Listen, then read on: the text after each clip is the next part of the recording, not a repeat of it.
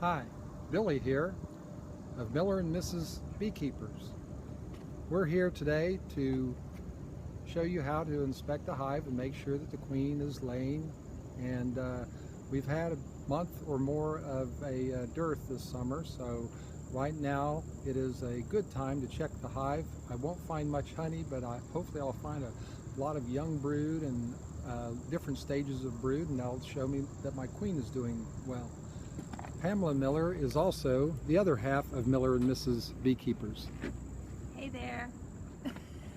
I'm totally covered. That's good.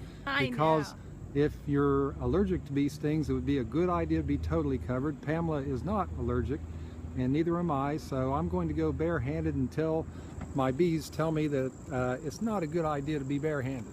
So we'll go ahead and get started. I haven't used smoke on this hive because I don't normally smoke this one when I work on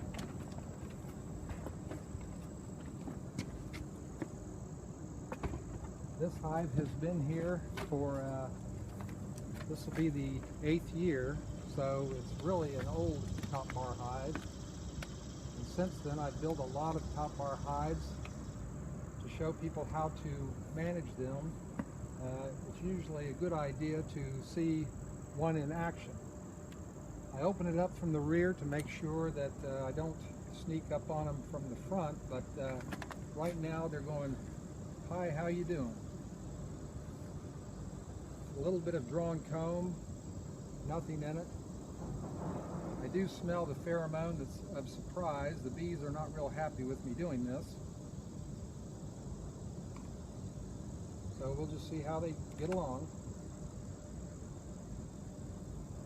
what's that smell like? It smells sort of like bananas. For that reason, I don't usually eat bananas before coming and working on bees. Good idea. You can come a little closer if you'd like. Oh, sure. So you can get a little bit more close-up of the comb. The dark area is where brood has been before, but the light area is where there's been honey or pollen. We're still at the back of the hive where they'd be more likely to put honey or other stores. Looks like they're pretty busy here. These are house bees. They're not going to be the ones that normally sting me. Usually that's the field bees or the foragers. Since we've had 3 or 4 days of rain and today's a nice sunny day, most of the foragers seem to be out today. Notice I'm working from back to front. This is a heavy frame that I just came into here. It should have stores or something, yeah. See the honey? Wow. That is amazing. And see, they're not really too concerned with me.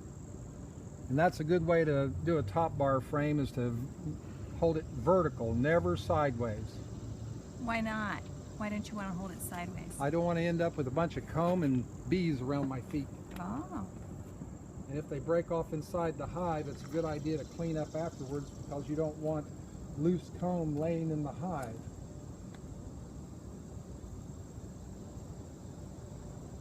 There we go. There's one on my wrist saying, "What you doing, man?" I see it. See the honey at the top that's been capped? Absolutely. And I don't see any brood on this frame. What I'm doing is looking for brood, but I see a lot of honey there across the top. So that's their winter stores? That is their winter stores. In fact, across the top is where it's close to get to the brood, because in February she'll start laying eggs. She stops laying eggs usually about November or December, and then starts again in February. Well, they need food near the babies. Now that is all brood. That is a beautiful sight, because all those capped cells are unborn bees. So will those be ready for the fall flow? These girls that are being born from this frame, their first jobs, as everyone should know, their first jobs are going to be house bees. They will be foragers in about 3 weeks from now.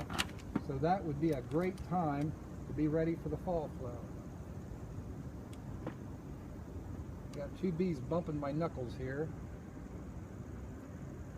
I'm hoping to find the queen, because that'd be a beautiful sight to find the queen. But I never count on finding her as long as I find all stages of brood.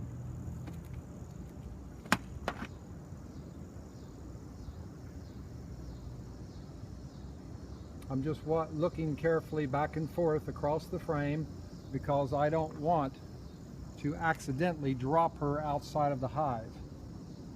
What would happen if you did? They'd be queenless and they would have to quickly make another queen before winter. She wouldn't probably find her way back in? Nope, she can't fly because she's not prepared to fly. She's prepared to lay eggs for a living. Getting ready to swarm is when she can fly, and they literally chase her around the hive and get her in shape for flying. So a queen that's laying would not be a good candidate to drop outside of a hive. I've got a little bit of burr comb where they've attached it to the sides. So I'm trying to disconnect that burr combs because I want to pull this frame out too. I still have 1, 2, 3, 4, 5 bars to the front, and I usually don't disturb that area because that's where she is most likely to be. Now here's all stages of brood. Are you up close enough to see it? There's small larvae down toward the bottom. I'm looking back and forth for the queen. How young do you think those small larvae are? Well, let me look on this side first. They're covering a lot of the larvae because they have to keep the larvae covered to keep them warm. And last night it was below 60, so they're probably still keeping the larvae warm. These house bees will not abandon their sisters. There's some larvae in this area across the top that are very small. Those are only maybe 3 to 6 days old, and then on down here they could be much older, the larger ones. But the whole period for a worker bee is 21 days, so they'll go from egg to larva to pupa to adult, and then once they're adult they get to work. They join their sisters and do household chores, cleaning, feeding the young larvae, guarding the hive. Do they have any brothers in there?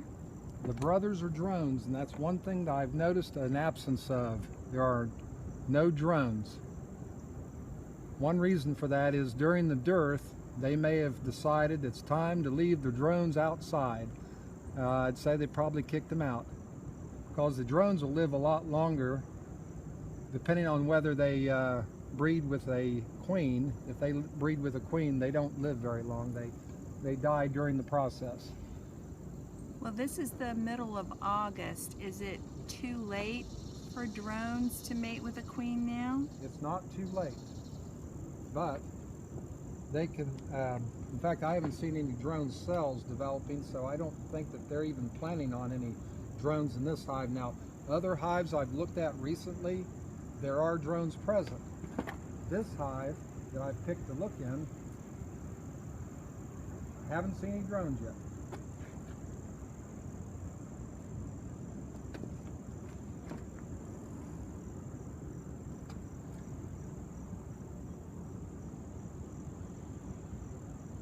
I know they're well fed because they have stores of honey, so they're not starving.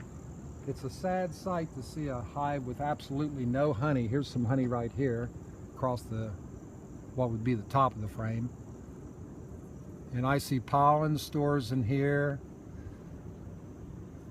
I don't even see any drone cells. I haven't seen any drone cells being developed, but that's okay because drones can come from other hives. This hive, they just decided no need to keep those guys fed.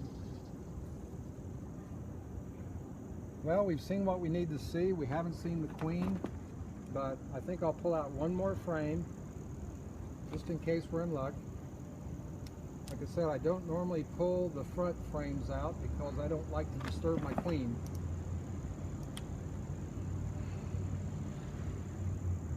Here we go.